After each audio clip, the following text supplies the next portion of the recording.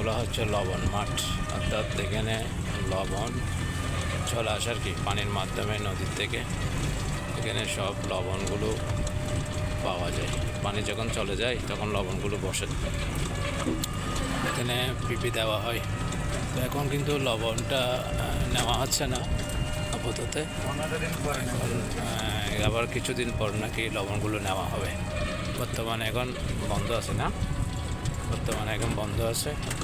তো আপনারা দেখতে পাচ্ছেন লবণ চাষ কীভাবে হচ্ছে কুতুবদিয়াতে। আমরা যেগুলো লবণ খাচ্ছি এগুলো হচ্ছে কুতুবদিয়ার লবণ, এগুলোই আমরা খাচ্ছি। এখান থেকে লবণগুলো পানির মাধ্যমে উত্তোলন হয়। নদীর পানি যখন আসে এখানে পিপি থাকে, পিপির মধ্যে বসে যায় এরকম কালো, এই যে কালো পিপিগুলো থাকে